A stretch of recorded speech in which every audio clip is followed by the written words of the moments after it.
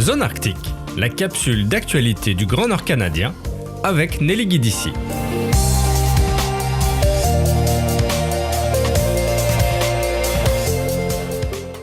L'Institut climatique du Canada vient de révéler dans son rapport appelé « Des risques à nos portes » que selon les règles de construction actuelles, jusqu'à 540 000 nouvelles habitations pourraient être construites dans des zones vulnérables aux inondations et 220 000 dans des secteurs à haut risque de feux de forêt d'ici 2030. En cas d'inondation, c'est au Yukon que la perte annuelle moyenne pour les nouveaux logements s'élèverait à 1 200 $, contre seulement 70 $ dans les territoires du Nord-Ouest et 65 $ au Nunavut.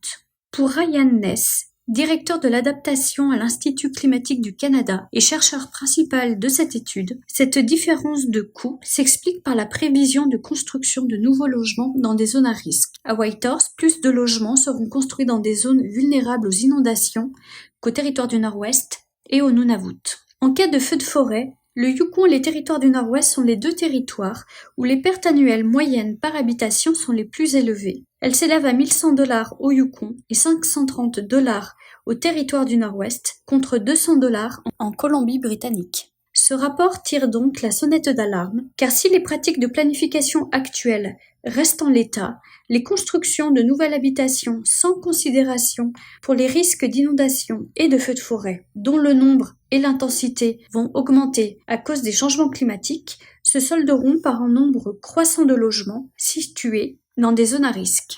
Plusieurs recommandations à l'intention des gouvernements territoriaux ont été incluses dans l'étude afin de favoriser les constructions de logements dans les zones à faible risque. Par exemple, la création d'un registre public régulièrement mis à jour, ainsi que la diffusion de cartes des zones vulnérables, devrait permettre aux municipalités, mais aussi aux propriétaires, aux locataires et promoteurs, d'accéder à ces informations lors des transactions immobilières afin de prendre des décisions éclairées.